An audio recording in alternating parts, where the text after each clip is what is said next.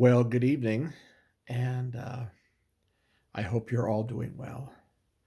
I just wanted to give you a brief update that my dear sweet brother Steve now has a 5-gallon propane tank with a heater on it, and it's running. And um, one of my rocks of friendship in my life, my other brother Gary out in Wyoming, he told me, he's like, it's going to get really warm in that tent. And luckily, thanks to what's up, you know, I can drive a steam engine and I can do a lot of things, but I was like, I'm a bull in a china shop sometimes. And I'm like, how the hell do you get to, I had to go to Home Depot. I had to buy a couple other things, to make it all work, And so, but it was a very productive day today. I still was a little bit tired. I'm understanding I just need to take a little more time for myself and rest, that kind of stuff. And I am. I will. And but um, I was able to uh, get it all working. The tent was standing. I was so scared the windstorm last night blew it over. Uh, at Home Depot, I had them load a 50-pound bag of sand for me. I'm finally understanding. Look, dumbass, don't pick up a 50-pound sack of sand. 'Cause I didn't need more time. I got to heal, keep losing weight, strengthen my body. So okay, all right, yeah. So, but I was able to put it on the one lead that I really needed to help hold that tent up. And I was able to do that, and it was fun because I had Gary on this live feed video going through the whole thing. And poor Steve, today was a hard day, a bad day for him in a way. His ex-wife, her name is Pamela, and now I understand because all the other boys that I run into and talk to on Third Avenue, they're like, if I ever met that Pamela, I'd knock her teeth out. Whatever she did, she hurt that boy so bad. And so tonight, I almost had everything set up, and I see Steve turn the corner and coming up the street, and he's like, "No, you can't have my dog. No, I hate you. Blah blah blah. You bleep bleep bleep." And I'm like, "Oh, okay, it's one of those nights."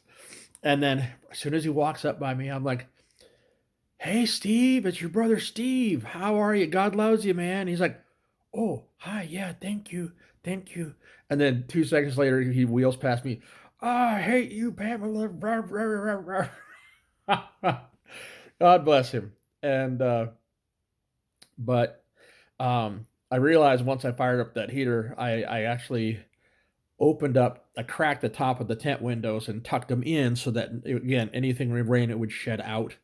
And and he rolled over and in he went and hopped onto his pallet bed and you know it was awesome. And I was able to give him a big bag of pepperoni and you know just to, it's what I could do today.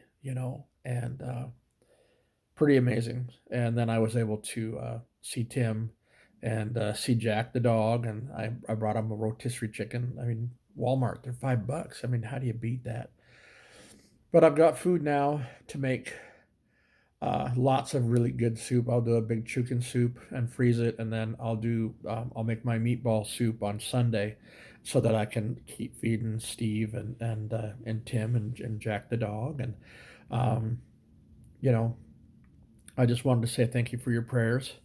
Um, I did, like I said, I did kind of feel this today, but I think it'll take a few more days as I get my certain medical levels up now. And so I took all my pills to work and Googled everything. It was like nighttime, daytime, or that kind of thing. And I've got them all in my little pill drawer.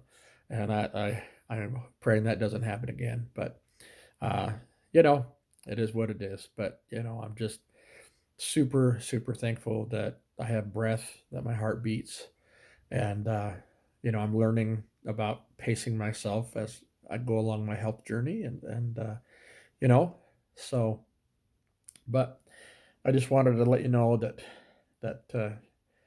that our dear friend Steve has heat tonight, and so much heat. And I know him, and I know that other people who are cold will be able to shelter in the tent. And I'm thankful, and that's it.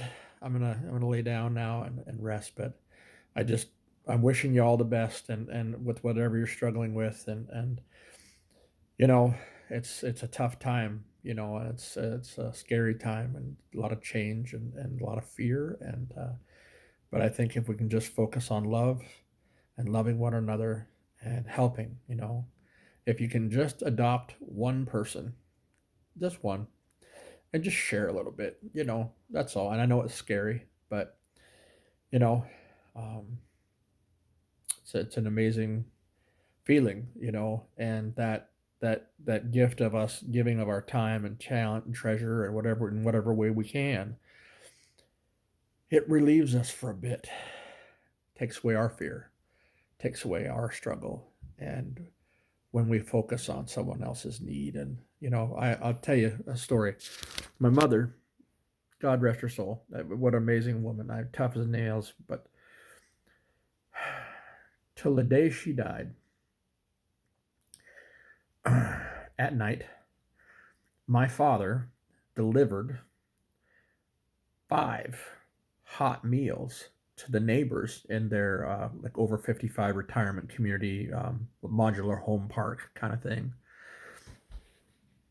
And some of these people were fed by my mother for 10 years. The neighbor behind them, the day they moved in, about a month after my mother and father moved into their house, that man's wife had a massive stroke. Massive. And he caretaked her for 10 years until she finally just passed away. And my dad cut the fence behind us. They put in a tray, below it, and run a string to a bell, and every night dad would walk with professional grade hot food containers like you'd see in a hospital. And then he'd walk to 4 other neighbors, and they were widows. And this was a 10-year thing until the day she died, you know, and we can share a little. It's hard. Just I know it's time, and time is precious, but just want you to know that's where I come from, and I'm so thankful, and I thank God every day.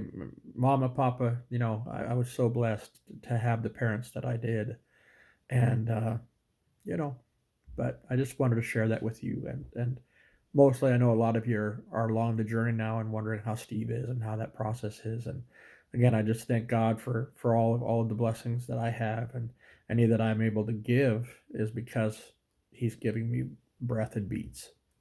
So love, love, love, love, and I pray that God heals you and loves you. And we'll talk again. All right. Good night.